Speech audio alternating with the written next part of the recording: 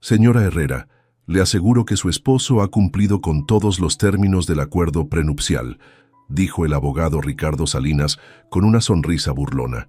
Como puede ver en estos documentos, usted se va con las manos vacías. Elena Vázquez permaneció inmóvil en su silla del elegante bufete de abogados en la zona rosa de Bogotá. Los papeles del divorcio descansaban sobre la mesa de caoba, las firmas aún húmedas. Santiago se recostó en su silla, ajustándose los gemelos de oro, mientras sus 3 abogados intercambiaban miradas de complicidad. «¿No tienes nada que decir, Elena?» Santiago sonrió con esa misma arrogancia que ella había confundido con confianza hacía apenas 2 años. «Te advertí desde el principio cómo funcionaban las cosas en mi mundo». Pero Elena recordaba un Santiago diferente. Recordaba enero de 2024, cuando todo comenzó. El salón de eventos del Hotel Tequendama brillaba con las luces de los candelabros de cristal. Elena ajustó su vestido negro sencillo, el único apropiado que tenía para la gala anual de Banco Continental. Como analista financiera senior, debía asistir, aunque se sentía fuera de lugar entre los trajes de diseñador y los vestidos de alta costura. «Elena Vázquez», una voz profunda la hizo voltear. Un hombre alto de cabello castaño, perfectamente peinado y ojos verdes la observaba con interés genuino. «Santiago Herrera, de Constructora Herrera.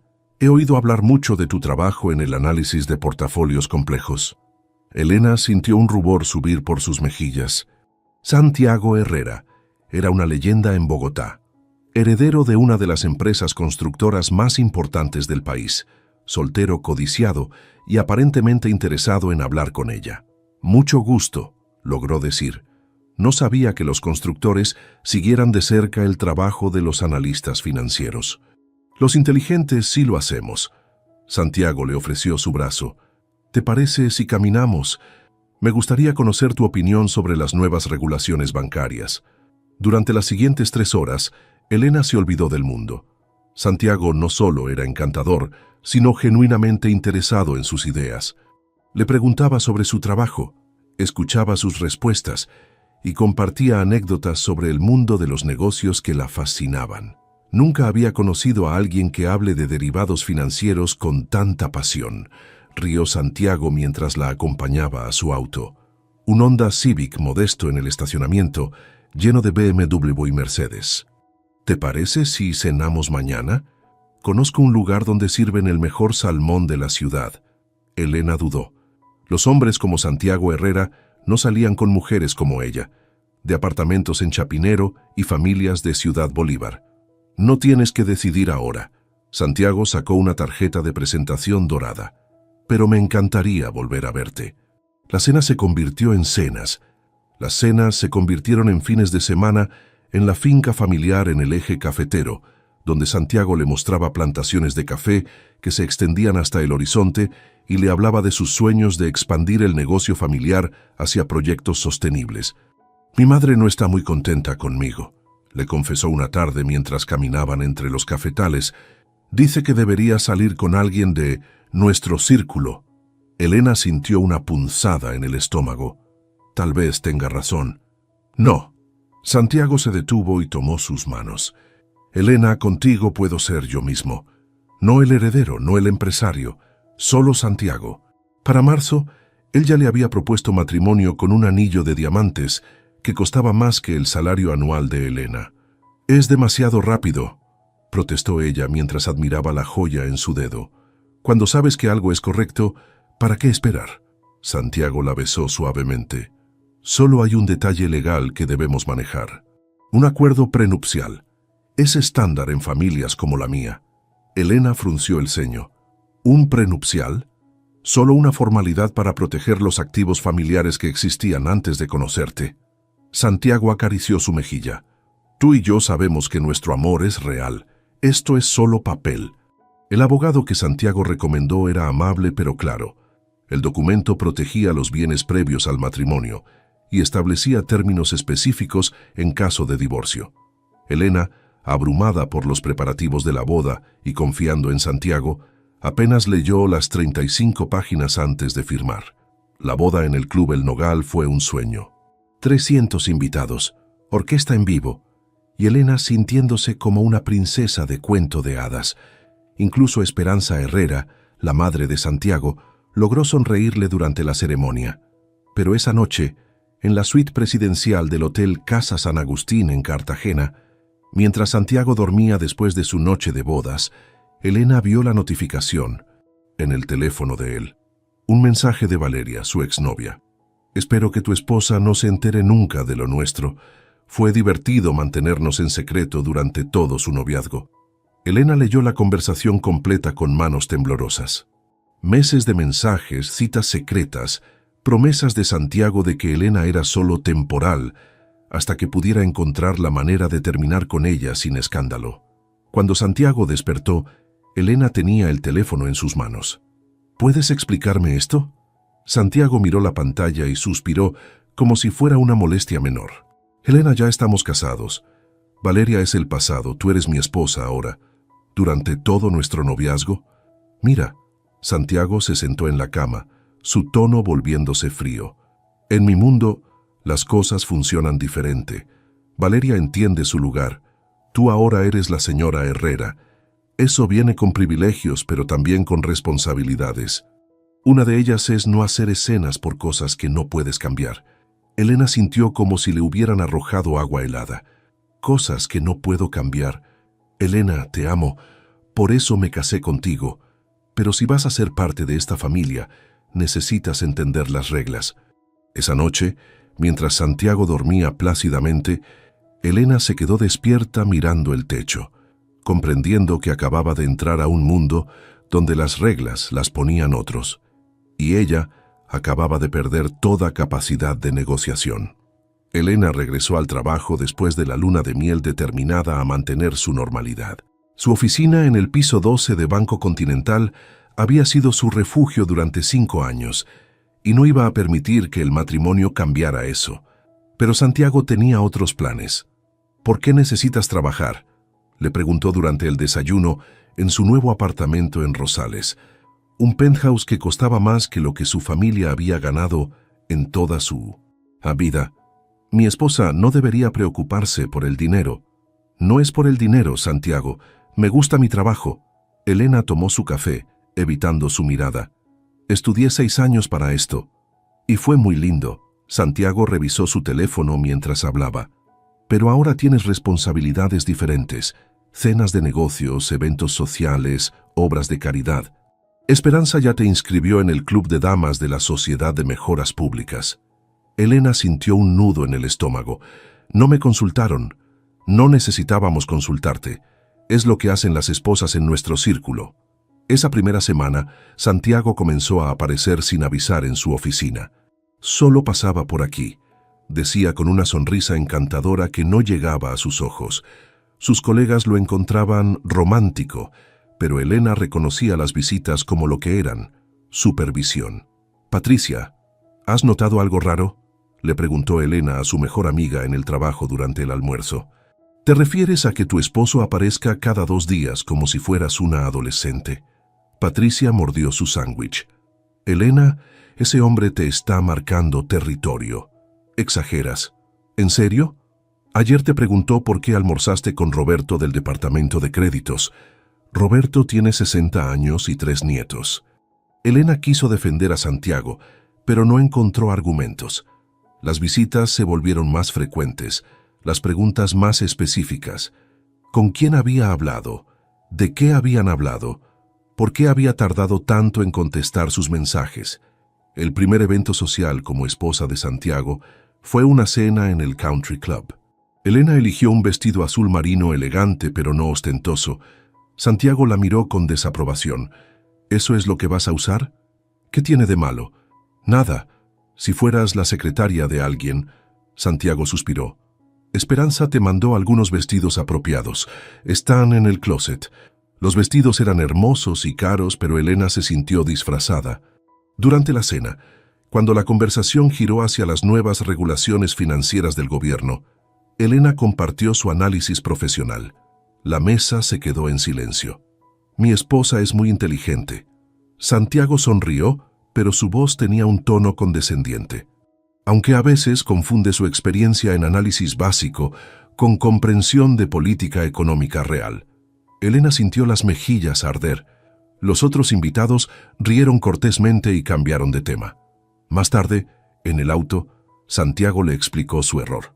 Elena, en estos círculos las esposas apoyan a sus maridos. No los contradicen ni tratan de llamar la atención. No estaba tratando de llamar la atención, solo compartí mi opinión profesional. Tu opinión profesional ya no importa. La voz de Santiago se endureció. Eres la señora Herrera ahora. Eso significa que tu papel es hacer que yo me vea bien, no competir conmigo. Para mayo, Elena comenzó a notar cambios en sus cuentas bancarias. Primero fueron pequeños detalles, tarjetas de crédito que llegaban a su nombre, pero con límites que ella no había solicitado. Después, descubrió que Santiago había agregado su nombre como cotitular en varias cuentas de inversión, pero ella no tenía acceso independiente a ellas. «Es más eficiente así», le explicó Santiago cuando ella preguntó. «Mi contador maneja todo. Tú no tienes que preocuparte por esos detalles». Pero Elena sí se preocupaba. Una noche, mientras Santiago dormía, revisó los estados de cuenta que él dejaba en su estudio. Los números no cuadraban con los ingresos declarados de Constructora Herrera. Había transferencias grandes de empresas que Elena no reconocía, pagos a cuentas offshore y una compleja red de transacciones que activaron todas sus alarmas profesionales. Tomó fotos discretas con su teléfono. No sabía exactamente qué estaba viendo, pero su experiencia le decía que algo no estaba bien. La gota que derramó el vaso llegó en junio, cuando Elena sugirió que asistieran a terapia de pareja. «Siento que no nos estamos comunicando bien», le dijo durante la cena. «Tal vez un consejero podría ayudarnos a...» Santiago dejó caer su tenedor con fuerza. «¿Terapia? ¿Estás loca?» «Santiago, solo creo que...» «¿Sabes qué creo yo?» Santiago se inclinó hacia adelante, su voz baja pero llena de veneno. «Creo que tu familia debería estar agradecida de que yo te saqué de esa pocilga en Ciudad Bolívar y te diera una vida que jamás podrías haber tenido. Creo que deberías estar agradecida de que un Herrera se haya casado contigo en lugar de andar quejándote como una malagradecida». Elena sintió como si la hubieran abofeteado. «¿Una pocilga? ¿Te refieres a mi casa familiar?» «Me refiero a que antes de conocerme eras una analista de segundo nivel en un banco mediocre, viviendo en un apartamento que cabía en mi closet. Ahora eres la esposa de Santiago Herrera. Deberías estar de rodillas agradeciéndome, no pidiendo terapia porque no te gusta cómo te hablo». Esa noche, Elena no durmió. Se quedó en la sala, mirando las luces de Bogotá a través de los ventanales del penthouse, comprendiendo finalmente la verdad. Santiago nunca la había amado. La había coleccionado. Al día siguiente comenzó a buscar abogados de divorcio en Internet. La primera consulta fue devastadora. El abogado, un hombre mayor con gafas gruesas, revisó el acuerdo prenupcial y negó con la cabeza. «Señora, este documento es una obra de arte. Usted saldría de este matrimonio prácticamente con lo que tenía cuando entró». «¿Prácticamente?» «Con menos porque renuncia a cualquier compensación por el tiempo dedicado al matrimonio. Si se divorcia, podría recibir una pensión alimentaria mínima por 6 meses. Después de eso, nada». Elena salió de esa oficina sintiéndose perdida. Pero esa tarde, mientras revisaba una vez más las fotos que había tomado de los estados de cuenta de Santiago, algo hizo clic en su mente analítica. Los patrones que veía no eran solo irregularidades fiscales, eran señales de lavado de dinero. Su esposo no solo la había engañado emocionalmente, estaba usando su matrimonio, sus cuentas conjuntas y su reputación profesional como pantalla para actividades criminales. Y Elena tenía las pruebas. Elena comenzó julio como una detective financiera en su propia casa. Cada mañana, después de que Santiago se fuera a la oficina, se encerraba en el estudio y analizaba sistemáticamente los documentos que él dejaba dispersos, confiado en que su esposa nunca entendería su complejidad. Pero Santiago había subestimado gravemente las habilidades de Elena. Con su experiencia en análisis de portafolios complejos, comenzó a trazar las conexiones entre las empresas fantasma, las transferencias internacionales y los contratos gubernamentales de Constructora Herrera. «¿Qué haces aquí?», La voz de Santiago la sobresaltó. Elena cerró rápidamente la carpeta que estaba revisando. Solo ordenaba tu escritorio. Estaba muy desordenado.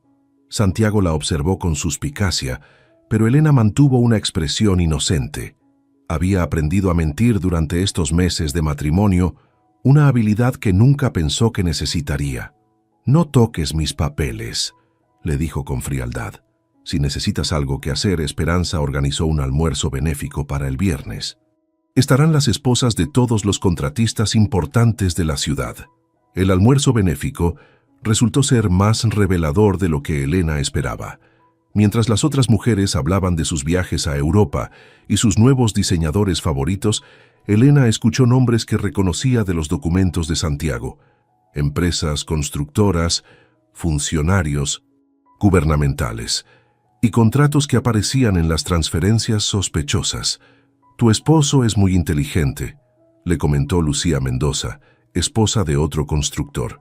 «Siempre encuentra la manera de ganar las licitaciones más importantes». «¿Cómo lo hace?», preguntó Elena con curiosidad genuina. «Bueno, digamos que Santiago sabe cómo hacer amigos en los lugares correctos». Lucía bajó la voz. «Mi esposo dice que Herrera nunca presenta una propuesta sin saber ya que va a ganar». Esa noche, Elena confrontó a Santiago sobre lo que había escuchado. «¿Es cierto que ya sabes el resultado de las licitaciones antes de presentarte?». Santiago la miró como si fuera una niña, haciendo preguntas tontas. «Elena, así funciona el mundo real. No es como tus análisis financieros en el banco, donde todo está en blanco y negro. Los negocios requieren relaciones». «¿Relaciones o sobornos?». La cara de Santiago se endureció. «Cuidado con lo que dices. Estás hablando de cosas que no entiendes». Pero Elena sí entendía. Entendía que cada peso que Santiago ganaba estaba manchado. Entendía que ella, como su esposa, estaba involucrada legalmente en todas sus transacciones. Y entendía que tenía que salir de ese matrimonio antes de que fuera demasiado tarde. En agosto, Elena encontró a la abogada que cambiaría su vida. Carla Mendoza tenía una oficina modesta en la Candelaria, lejos del mundo de los bufetes elegantes que frecuentaba Santiago. Era una mujer de 40 años, con el cabello recogido en una cola simple y una mirada directa que inspiraba confianza. «Señora Herrera, voy a ser honesta con usted». Carla revisó el acuerdo prenupcial página por página. Este documento fue redactado por abogados que sabían exactamente lo que hacían. Usted quedaría prácticamente sin nada. Elena ya lo sabía, pero escucharlo de nuevo dolía. Prácticamente sin nada, ¿qué significa exactamente? Significa que recibiría una compensación mínima, suficiente para rentar un apartamento modesto por unos meses y buscar trabajo.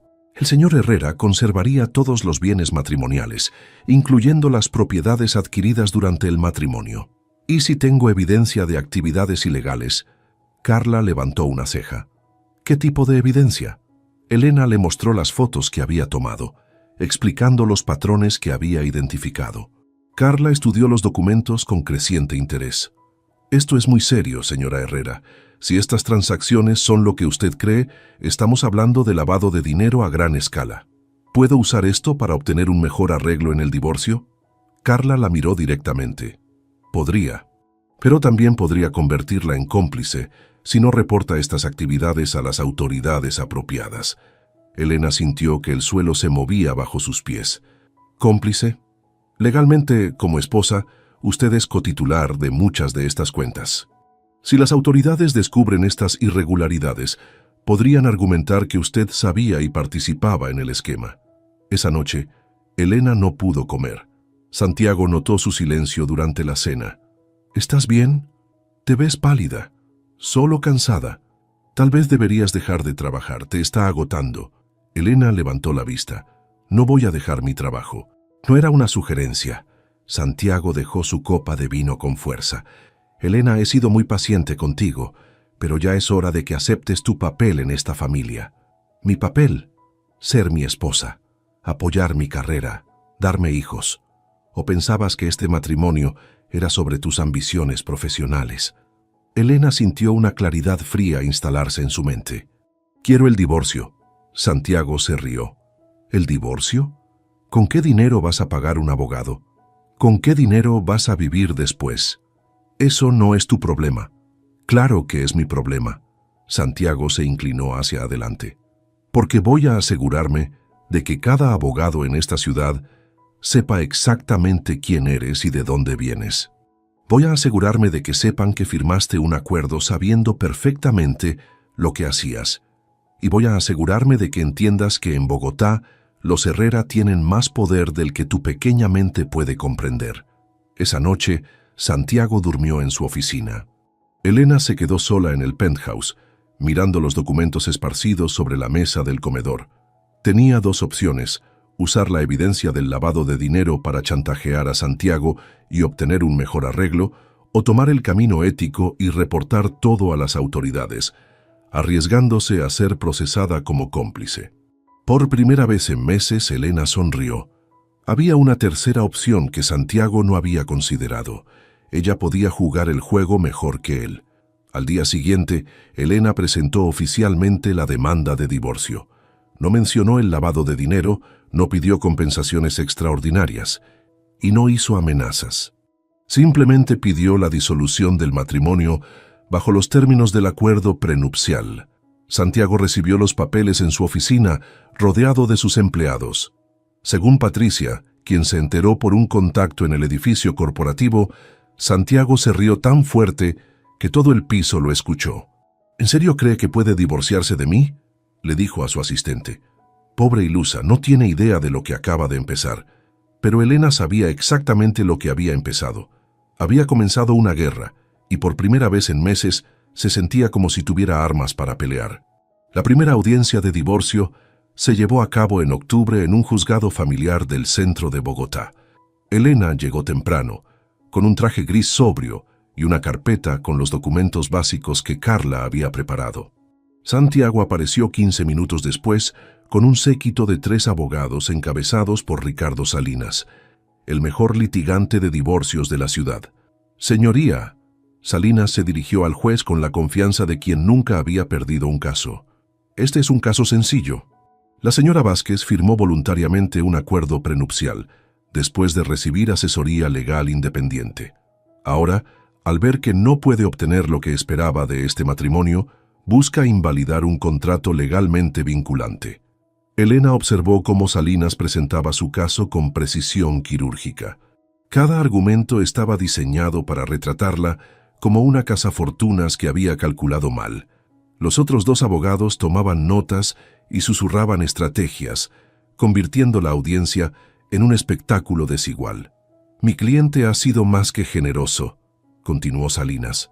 Está dispuesto a ofrecer 6 meses de pensión alimentaria, aunque el acuerdo prenupcial no lo requiere, simplemente por consideración humanitaria. Cuando le tocó el turno a Carla, Elena sintió la diferencia. Su abogada era competente, pero claramente no tenía los recursos ni la experiencia para enfrentar al equipo de Santiago. Señoría, mi clienta fue víctima de abuso emocional y manipulación financiera durante este matrimonio. Objeción, interrumpió Salinas. No hay evidencia documentada de abuso, solo las afirmaciones de una mujer que claramente busca beneficiarse económicamente de acusaciones falsas. El juez aceptó la objeción. Elena vio cómo su caso se desmoronaba en tiempo real. Al salir del juzgado, Santiago la alcanzó en las escaleras. Elena, todavía podemos arreglar esto de manera civilizada. Acepta la oferta de 6 meses y terminemos con este teatro. No. ¿No? Santiago se rió. ¿Sabes cuánto están cobrando mis abogados por hora? Más de lo que tú ganabas en un mes. ¿Cuánto tiempo crees que podrás sostener esto? Elena no respondió, pero Santiago tenía razón. Cada audiencia le costaba a Carla tiempo que debería estar dedicando a otros casos. Cada día que pasaba, Elena se quedaba sin dinero para sustentarse. En noviembre, Elena descubrió que Santiago había comenzado una campaña sistemática para destruir su reputación. Primero fueron los rumores en el banco, que había usado información privilegiada para beneficiar a su esposo, que había violado políticas de confidencialidad, que su matrimonio había sido una estrategia calculada desde el principio. «Elena, necesito hablar contigo», le dijo su jefe, Carlos Restrepo, un viernes por la tarde. Han llegado algunas preocupaciones sobre posibles conflictos de interés. ¿Qué tipo de preocupaciones?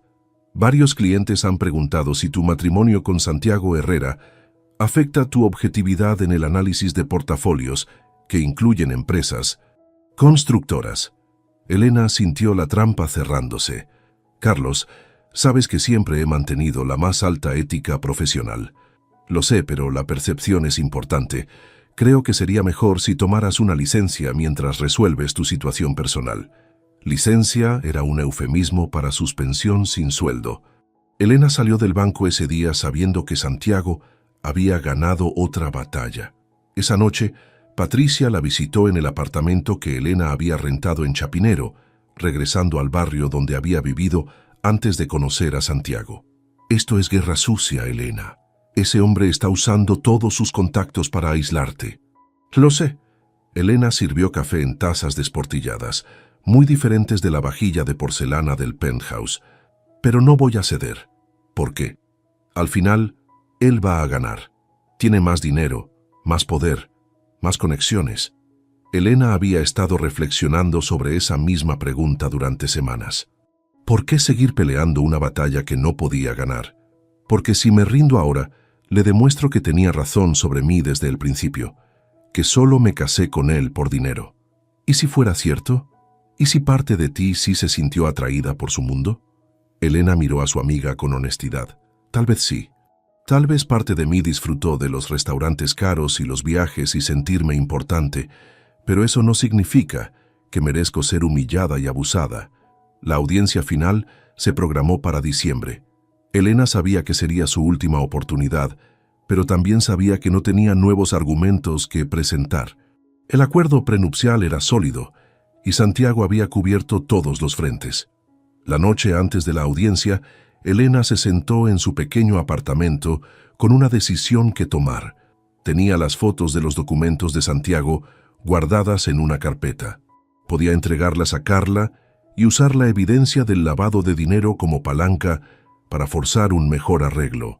Pero hacerlo significaría convertirse en la misma clase de persona que Santiago, alguien dispuesta a usar tácticas sucias para obtener lo que quería. Elena tomó las fotos y las guardó en el fondo de su closet. Al día siguiente entraría a esa audiencia con dignidad, sin importar el resultado. La audiencia duró menos de una hora. El juez revisó los documentos, escuchó los argumentos finales y dictó sentencia. El divorcio se concedía bajo los términos exactos del acuerdo prenupcial. Elena recibiría una compensación mínima de 3 salarios mínimos mensuales por 6 meses. Todo lo demás, incluyendo el penthouse, las inversiones y hasta el auto que Santiago le había regalado, permanecería con él. Cuando salieron del juzgado, Santiago estaba radiante. Se acercó a un grupo de periodistas que habían seguido el caso. «Estoy satisfecho con la decisión del juez», declaró. «Esto demuestra que en Colombia los contratos legales se respetan. Mi ex esposa era una mujer inteligente que sabía exactamente lo que firmaba. El hecho de que ahora se arrepienta no cambia la validez de nuestro acuerdo». Un periodista le preguntó sobre las acusaciones de Elena sobre abuso emocional. «Mire, yo le di a esa mujer una vida que jamás habría podido tener. La saqué de un apartamento diminuto y la convertí en la esposa de Santiago Herrera. Si eso es abuso, entonces no entiendo la definición de la palabra». Los abogados de Santiago se rieron junto con él. Elena los observó desde la distancia, escuchando cada palabra. Salinas puso su mano en el hombro de Santiago. «Bueno, Santiago, oficialmente ella se va con las manos vacías, tal como planeamos desde el principio». Elena se alejó sin decir palabra. Tenía razón. Se iba con las manos vacías. Pero mientras caminaba hacia el metro, algo que había escuchado durante el caso resonaba en su mente. Una frase que uno de los abogados junior había mencionado sobre una inconsistencia menor en el párrafo 7 de la página 7 del contrato. Elena había estado tan concentrada en las cláusulas principales que nunca había analizado completamente los detalles técnicos del documento. Pero ahora tenía tiempo y tenía la motivación. Esa noche, Elena desplegó su copia del acuerdo prenupcial sobre la mesa de su apartamento y comenzó a leerlo como lo que era, una analista financiera revisando. Un contrato complejo. Y por primera vez en meses, Elena Vázquez sonrió. Elena pasó enero de 2025 en una depresión profunda que la mantuvo en cama durante días enteros.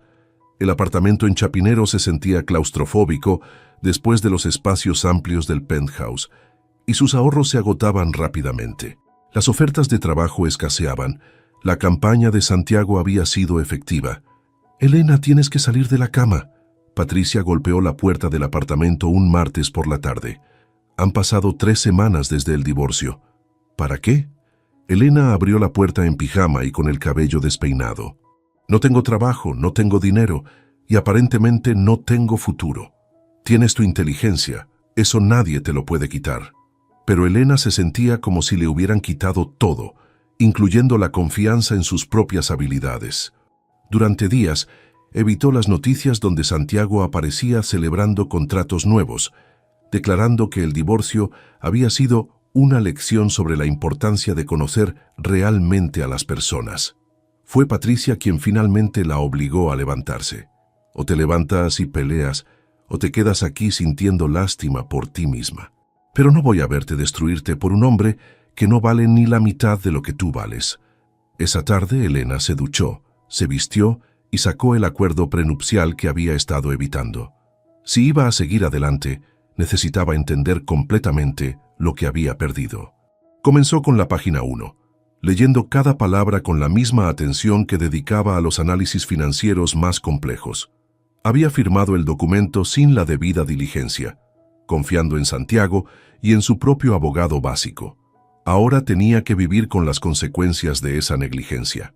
Las primeras 20 páginas eran estándar, definiciones de propiedad prematrimonial, cláusulas de confidencialidad y términos de separación de bienes.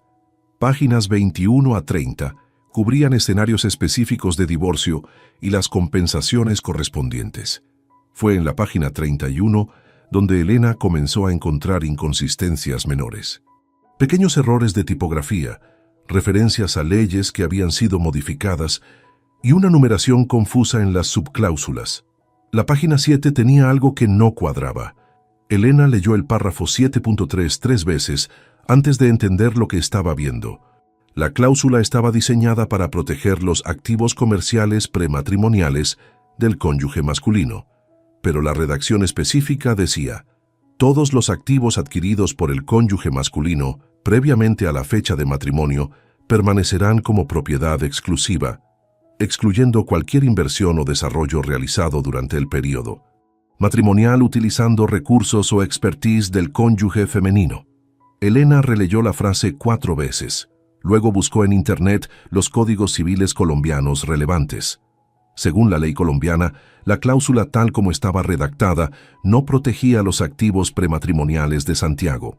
En cambio, específicamente excluía de su protección cualquier desarrollo o inversión realizados durante el matrimonio que hubieran utilizado los recursos o conocimientos de Elena. Elena recordó las múltiples ocasiones en que Santiago había pedido su opinión sobre inversiones, la había incluido como cofirmante en préstamos comerciales y había utilizado su análisis financiero para tomar decisiones sobre expansiones de la empresa. Si la cláusula significaba lo que Elena creía que significaba, entonces una porción significativa de los activos que Santiago había adquirido durante su matrimonio podrían ser considerados propiedad marital, no protegidos por el acuerdo prenupcial. Elena llamó a Carla al día siguiente. «Carla, necesito que revises algo en el acuerdo prenupcial». «Elena, ya revisamos ese documento completamente. No hay nada que podamos hacer. Solo revisa la página 7, párrafo 7.3. Lee exactamente lo que dice, no lo que crees que dice». Hubo una larga pausa mientras Carla buscaba el documento. «Elena, esto no puede ser correcto. ¿Qué ves?» «Veo una cláusula que parece proteger los activos prematrimoniales de Santiago, pero que legalmente hace lo contrario. Si esta redacción es válida, cualquier activo que él desarrolló durante el matrimonio, usando tu experiencia o recursos conjuntos, no estaría protegido por el acuerdo». Elena sintió su corazón acelerarse. «Podemos reabrir el caso. Podemos intentarlo. Pero Elena, esto parece demasiado bueno para ser cierto. Los abogados de Santiago son los mejores del país. No cometen errores así, a menos que no haya sido un error. La investigación de Carla reveló algo extraordinario. El párrafo problemático había sido insertado por un abogado junior en el bufete de Salinas, un hombre llamado Andrés Vargas, que había renunciado abruptamente 2 semanas después de la firma del acuerdo prenupcial. Carla logró contactar a Andrés, quien accedió a reunirse con ellas en una cafetería discreta en la Candelaria. «Yo redacté esa cláusula», admitió Andrés, un hombre nervioso de 30 años con gafas gruesas. «Y sí, fue intencional». Elena lo miró con incredulidad. «¿Por qué?» «Porque trabajé en ese bufete durante 3 años y vi cómo trataban a las mujeres en casos de divorcio. Vi cómo Salinas se divertía destruyendo vidas solo porque podía. Cuando vi tu caso y vi cómo Santiago hablaba de ti en las reuniones preparatorias, decidí que alguien tenía que hacer algo». «¿Cómo hablaba de mí?» Andrés bajó la mirada. «Como si fueras un objeto que había comprado y ahora quería devolver. Decía que eras demasiado ambiciosa y que necesitaba enseñarte tu lugar». Salinas se reía y decía que después de este caso nunca más te atreverías a casarte por encima de tu clase social. Elena sintió náuseas. «Entonces, saboteaste deliberadamente el contrato».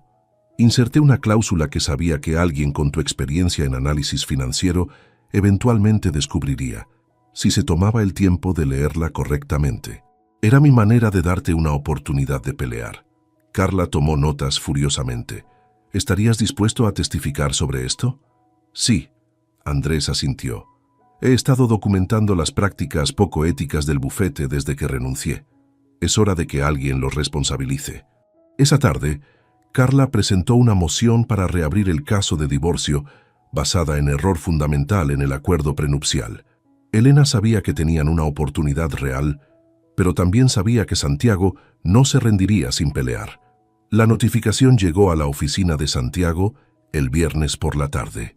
Según su asistente, quien le contó a Patricia, Santiago gritó tan fuerte que se escuchó en todo el edificio. El lunes por la mañana, Elena recibió una llamada de un número desconocido. «Señora Vázquez, habla del Banco Continental. Hemos recibido una orden judicial para congelar todas las cuentas asociadas con el caso Herrera versus Vázquez. ¿Podría confirmar su número de identificación?» Elena sonrió por primera vez en meses. La guerra había comenzado de nuevo, pero esta vez ella tenía armas reales. Santiago había subestimado a la mujer que se iba con las manos vacías. Ahora iba a descubrir exactamente cuánto poder tenían esas manos aparentemente vacías. El teléfono de Santiago sonó a las 9 de la mañana de un martes de abril. Elena se lo imaginó en su oficina, del piso 20, con vista a la zona rosa, recibiendo la llamada que cambiaría todo. «Señor Herrera, habla Germán Rodríguez del Banco de Bogotá. Necesitamos discutir inmediatamente el estado de sus cuentas corporativas». Elena no estaba ahí para escuchar la conversación, pero los efectos fueron inmediatos. 3 de las cuentas principales de Constructora Herrera habían sido congeladas por orden judicial, mientras se determinaba qué activos estaban protegidos por el acuerdo prenupcial y cuáles no. «¿Cómo es posible que esto esté pasando?», Santiago gritó por teléfono a Ricardo Salinas. «Tú me dijiste que el contrato era perfecto». Salinas, por primera vez en su carrera, no tenía respuestas fáciles. La revisión legal había confirmado lo que Elena y Carla sospechaban. La cláusula 7.3 contenía un error fundamental que invalidaba la protección de activos sustanciales. «Santiago, necesitamos hablar en persona», le dijo Salinas. «Esto es más complejo de lo que pensábamos». La reunión de emergencia en el bufete de Salinas incluyó a los 3 abogados originales más 2 especialistas en derecho civil que habían sido llamados para evaluar el daño. Elena no estaba presente, pero Andrés Vargas le había contado a Carla los detalles de reuniones similares que había presenciado. El párrafo 7.3 esencialmente dice que cualquier activo desarrollado durante el matrimonio usando el expertise financiero de la señora Vázquez no está protegido por el acuerdo prenupcial, explicó uno de los especialistas. Dado que ella confirmó varios préstamos y proporcionó análisis para inversiones mayores, Estamos hablando de una exposición significativa. ¿Qué tan significativa?, preguntó Santiago. Potencialmente, todos los contratos que firmaste durante el matrimonio, usando préstamos donde ella aparece como codeudora. Los proyectos de Soacha, Chía y el desarrollo en Cartagena. Estamos hablando de aproximadamente 45 millones de dólares en activos. Santiago se quedó en silencio. 45 millones de dólares representaban casi la mitad de su patrimonio líquido. Tiene que haber una manera de arreglar esto, dijo finalmente. La hay. Salinas se inclinó hacia adelante. Pero va a ser costosa y humillante. Tenemos que llegar a un acuerdo con la señora Vázquez antes de que esto llegue a juicio completo. Elena recibió la primera oferta de acuerdo esa misma semana. 5 millones de pesos y una cláusula de confidencialidad. Era 20 veces más de lo que había recibido en el divorcio original, pero Carla le aconsejó rechazarla. Están asustados, Elena. Si ofrecen 5 millones inmediatamente, significa que saben que podrían perder mucho más. La segunda oferta llegó una semana después. 15 millones de pesos. Elena la rechazó también. ¿Estás segura?, le preguntó Patricia durante una de sus visitas. 15 millones te cambiarían la vida completamente. No se trata del dinero. Elena preparaba café en su pequeña cocina. Se trata de justicia. Santiago pasó meses diciéndome que yo era una cazafortunas, que me había casado con él por dinero. Ahora quiere pagarme para que me calle y desaparezca. Es exactamente lo mismo que hizo durante el matrimonio. La tercera oferta fue diferente. Santiago apareció personalmente en el apartamento de Elena un sábado por la mañana. Elena, necesitamos hablar. Ella lo dejó entrar, notando cómo su ex esposo observaba el apartamento pequeño con una mezcla de desdén y nostalgia.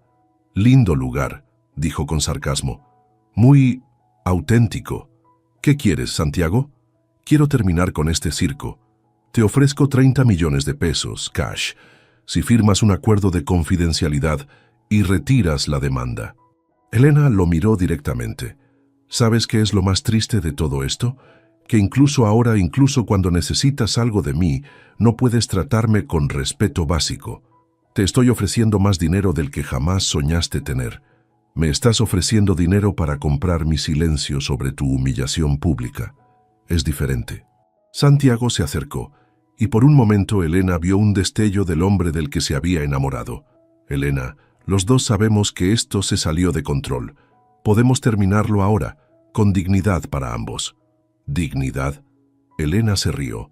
¿Dónde estaba tu preocupación por la dignidad cuando les dijiste a los periodistas que me habías sacado de un apartamento diminuto? ¿Dónde estaba cuando tus abogados se reían de mí en el juzgado? Santiago endureció su expresión. Ese fue el pasado. Esto es el presente. Tienes razón, y en el presente la respuesta es no. El juicio para determinar el alcance de los activos no protegidos por el acuerdo prenupcial se programó para mayo. Santiago hizo un último intento desesperado. Contrató investigadores privados para buscar algo, cualquier cosa, que pudiera usar contra Elena. Lo único que encontraron fue la verdad. Elena había sido exactamente quien decía ser. Una analista financiera competente de familia trabajadora que se había casado por amor y había pagado un precio terrible por su ingenuidad. Una semana antes del juicio, Elena recibió una llamada inesperada. «Señora Vázquez, habla Esperanza Herrera». Elena casi colgó el teléfono. «¿Qué quiere, señora Herrera?» «Quiero hablar con usted, en persona. ¿Podríamos almorzar?» Se encontraron en un restaurante discreto en la zona T. Esperanza llegó sin chofer ni séquito, manejando ella misma un Mercedes Modeste. Se veía mayor de lo que Elena recordaba, con líneas de preocupación alrededor de los ojos. «Elena, voy a ser directa. Mi hijo cometió errores graves contigo». Elena no respondió, esperando a ver hacia dónde se dirigía la conversación. «Pero este pleito está destruyendo a la familia. Los bancos están nerviosos, los socios están preocupados y los contratos gubernamentales están siendo revisados. Ese no es mi problema. No, pero podría ser tu oportunidad. 50 millones de pesos. más una carta de recomendación personal mía para cualquier banco en América Latina donde quieras trabajar. Era una oferta seria. 50 millones le darían a Elena independencia financiera completa y la carta de esperanza abriría puertas que el escándalo había cerrado. ¿Y qué tengo que hacer a cambio? Firmar un acuerdo de confidencialidad total, nunca hablar públicamente del matrimonio, el divorcio o los negocios de la familia, desaparecer completamente de nuestras vidas. Elena consideró la oferta durante largos minutos. Señora Herrera, ¿sabe qué me dijo su hijo la primera vez que lo confronté sobre su infidelidad? Esperanza negó con la cabeza. Me dijo que en su mundo las cosas funcionaban diferente, que yo tenía que aprender las reglas. Elena se inclinó hacia adelante. Bueno, ahora las reglas han cambiado, y en las nuevas reglas, la respuesta es no. El juicio duró 3 días. Andrés Vargas testificó sobre la inserción deliberada de la cláusula defectuosa. Los expertos financieros confirmaron que Elena había contribuido sustancialmente a varias decisiones de inversión durante el matrimonio. Los registros bancarios mostraron su participación como cofirmante en préstamos importantes. El juez tardó 2 horas en deliberar.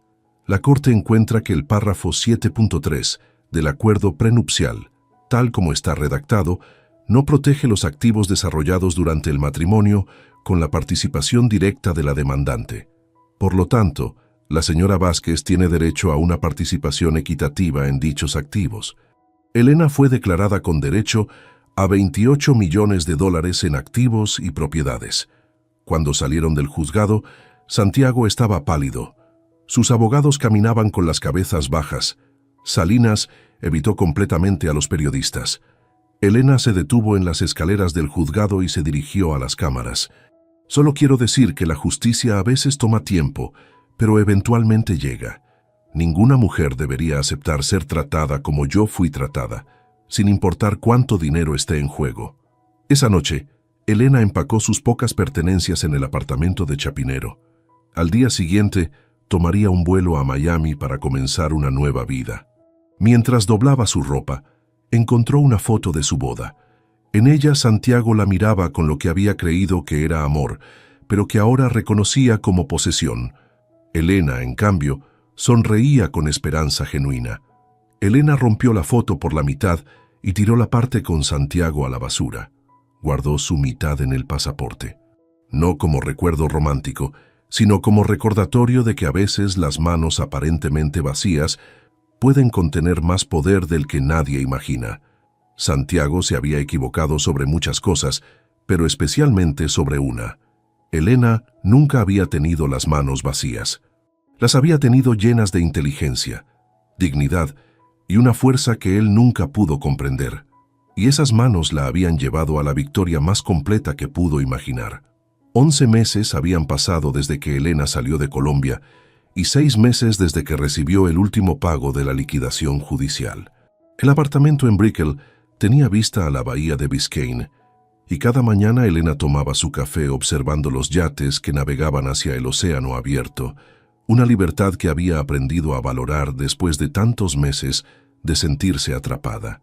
Vázquez Financial Consulting ocupaba una oficina modesta pero elegante en el piso 15 de un edificio corporativo. En la pared detrás de su escritorio colgaban su certificación en análisis financiero y una foto de sus padres en su casa de Ciudad Bolívar. La yuxtaposición ya no le parecía extraña. Había aprendido a integrar de dónde venía con dónde había llegado. «Señora Vázquez, su cita de las 3 está aquí», le dijo su asistente por el intercomunicador. Elena revisó el expediente una vez más. Carla Morales, 26 años, recién casada con un empresario de la construcción en Medellín. Los detalles eran inquietantemente familiares. Matrimonio rápido, acuerdo prenupcial firmado sin revisión adecuada, aislamiento gradual de familia y amigos. Carla entró a la oficina con nerviosismo visible. Era una mujer pequeña, bien vestida, pero con una tensión en los hombros que Elena reconocía perfectamente. «Señora Vázquez, no sé si vine al lugar correcto. Mi esposo dice que estoy exagerando, pero...» «Siéntate, Carla. Cuéntame exactamente lo que está pasando». Durante la siguiente hora, Elena escuchó una historia que podría haber sido la suya propia. promesas de amor eterno seguidas de control gradual, humillación disfrazada de protección y un acuerdo prenupcial que la dejaba completamente vulnerable. ¿Tú crees que estoy loca?, preguntó Carla al final.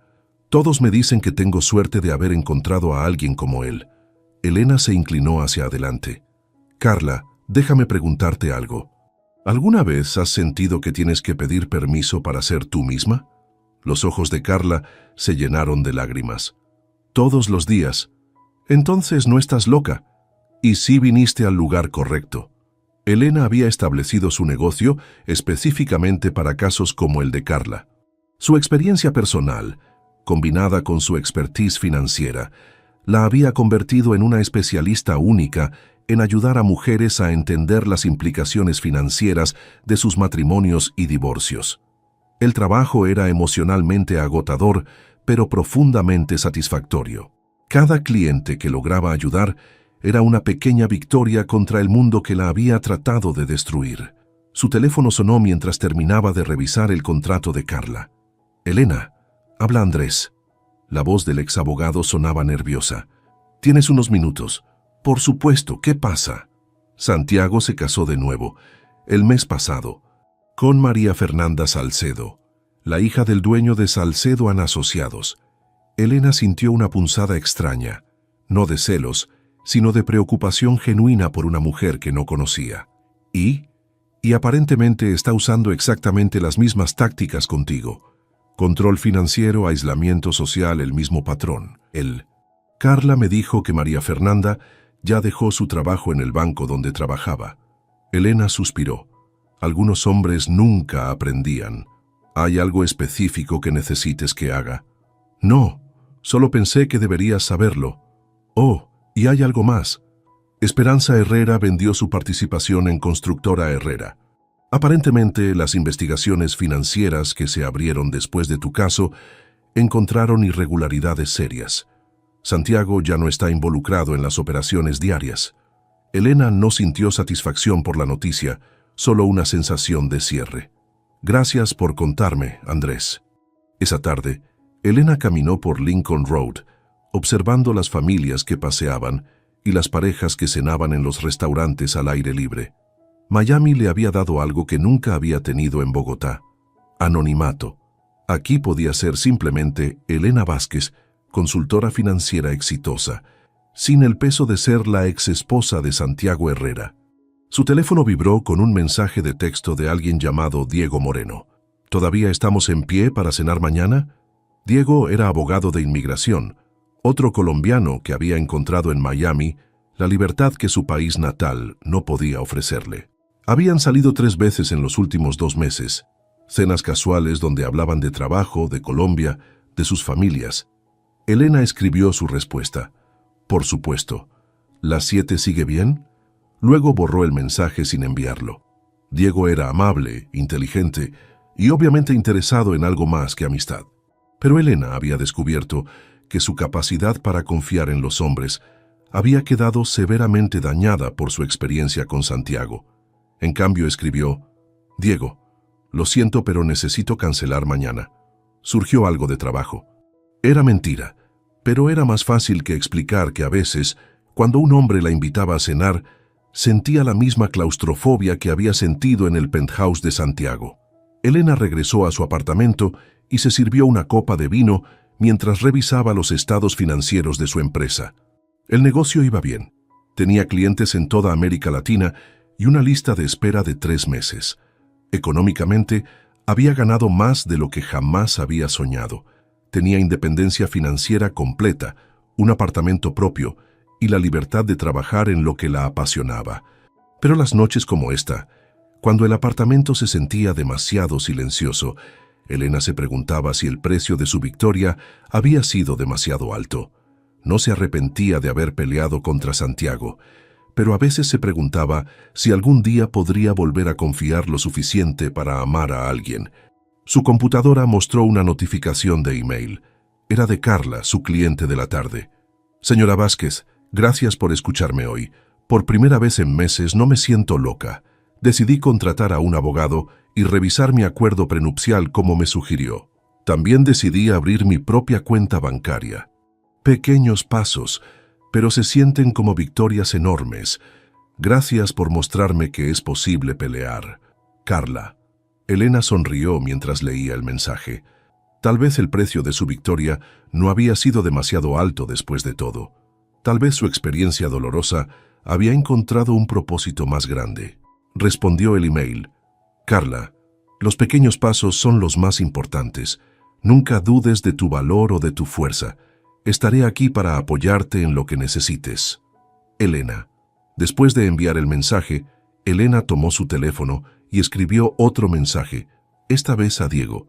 Diego, perdón por cancelar tan tarde. ¿Podríamos intentar cenar el viernes en cambio? Me gustaría intentarlo otra vez. No era amor, todavía no.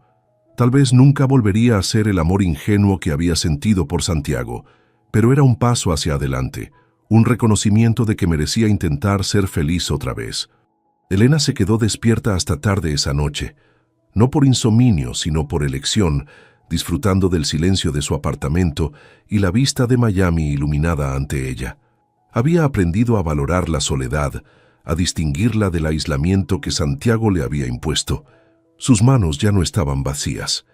Estaban llenas de sabiduría duramente ganada, de propósito y de la posibilidad de un futuro que ella misma estaba construyendo, ladrillo por ladrillo, decisión por decisión. Santiago se había equivocado sobre muchas cosas, pero especialmente sobre el poder de las manos aparentemente vacías. Esas manos habían resultado ser las más fuertes de todas.